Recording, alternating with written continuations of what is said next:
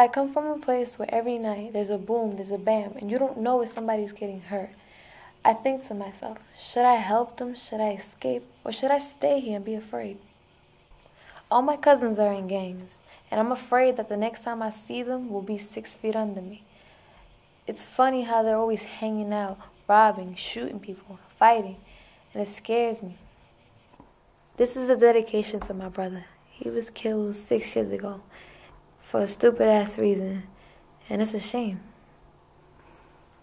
Today I walk in the light. I live in this tree. I'm a special kind of angel. I've forgotten how to be scared. Life is much easier. I don't have to worry anymore.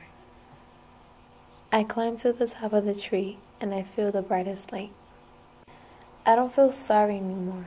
I'm becoming that light. Like that light, I help these trees grow. The wind is what makes me fly. I am able to go anywhere. In my tree, I can see everything. I can see the darkness. I turn into light and take to the wind, and I go there.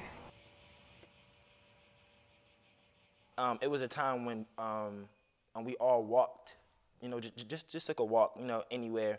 And it was like I didn't have to look over my shoulder, say, okay, I wonder if somebody's following me, or it was just so calm and it was just free. Like I just did anything without having to think about it. Like, okay, is somebody behind me, or am I gonna get this or that? Like it was just, I didn't know what I was going for, but it just felt like so free, so calm, and it was exciting. I think for me, when I went to France, it just gave me a whole new outlook on life.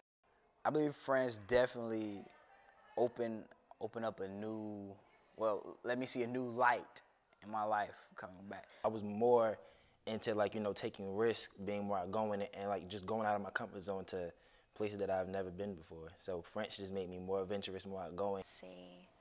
Going to France, period, was an overwhelming experience.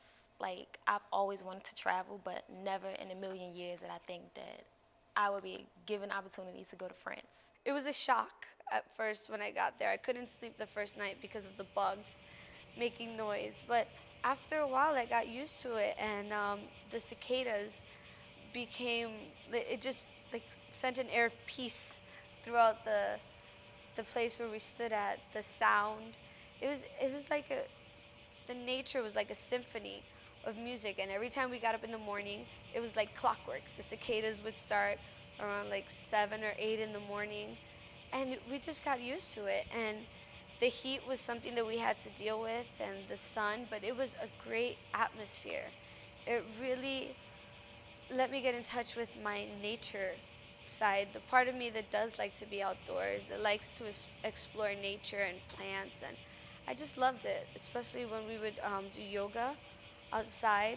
It'd make you feel one with nature. I loved it. The person I was before, I was kind of closed-minded. Like, I never really left New Jersey except to go visit family in different states. So I never really knew what it was to be outside the U.S. And once I went over there and experienced the culture and see the people, I was really happy, and I was able to open my mind to new things and try new things. It was really cool. Before I went to France, as far as my art and music, it was just strictly jazz, R&B. For me, when I went to France, it changed because I met up with a sound engineer, and he just taught me a whole new dimension of music and just sound and just the beauty of just sound itself. So what it did was it enriched my whole idea of music, my whole thinking process of music. Now when I hear music, I just think of it on a whole nother level than I did before I went to France.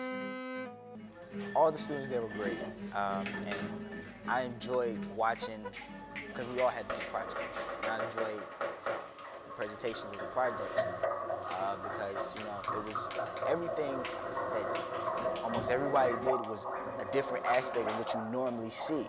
You know, we had one guy, he actually, Daniel, he actually drew a comic strip and reproduced it, and it turned into a cartoon or whatever. And like when he explained how he drew it, he took 1,000 little photos or whatever and erased lines and drew the lines back, and it actually moved. It's just, it's amazing how people do these things. And we had another student there, and she made a book, and it used everybody there, and it was real emotional because it was like a book of secrets, kind of like hidden secrets that people, you know, don't want to say out loud, so they wrote them down on paper, and she mixed them up and gave them all to different people, and so nobody knew who it was, but it still expressed what they was feeling. They got it off their chest, you feel me? So, you know.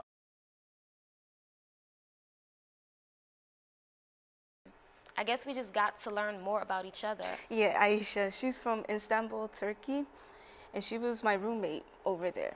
So when we first met, we were just like, you're from the US and you're from Turkey, and huh? Like, we really didn't have anything much in common until we really started to talk. And she became like my closest friend over there because we were able to figure out that we had a lot in common. She taught me new things about her country, and I taught her stuff about the US. It was really fun. They go on pilgrimages to find a part of themselves that they probably thought that they were missing. They usually, they have an idea of what they're looking for, but they don't know exactly what. And by going to France, I found out what exactly I was meant to do. This girl from Newark, she's doing something good. Go outside of your comfort zone. You notice that, wow, this is something I like. Maybe I should do it more. And for me, doing that, it just made me realize, like, wow, there's so many other things that I can do. And just imagine, like, if you can go somewhere where the people, they understood that you were an artist and that you were... Le cheval s'est envolu venger du cerf, par Jean de La Fontaine. De tout temps, les chevaux ne sont nés pour les hommes. Hélas, que sert la bonne chair quand on n'a pas la liberté?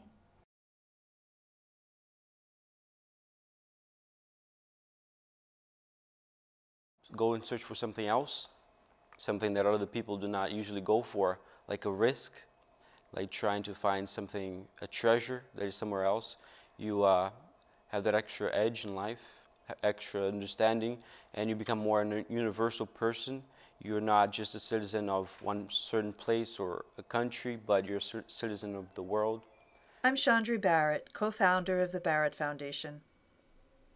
It seems like yesterday that my husband and I decided to change our lives and begin a foundation to bring young people to France to experience the opening of mind and heart that I experienced as a young woman studying at the Sorbonne and Political Science Institute in Paris.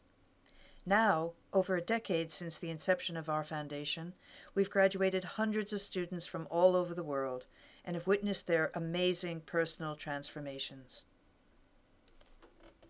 As an educator, training the leaders of tomorrow, I've always felt that it is particularly important to include highly motivated, underserved youth in these exceptional programs.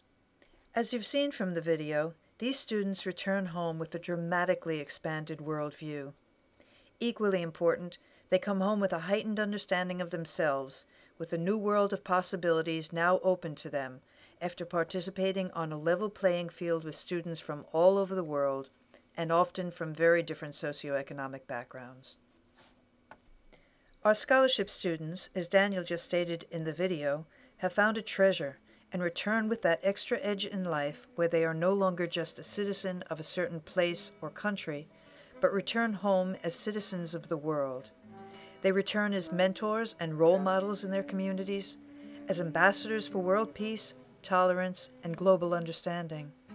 They return home to testify to the universal power of artistic expression to transform lives, and by so doing, transform communities. Please help us continue this commitment to Newark's future by offering this opportunity of a lifetime to Newark's youth.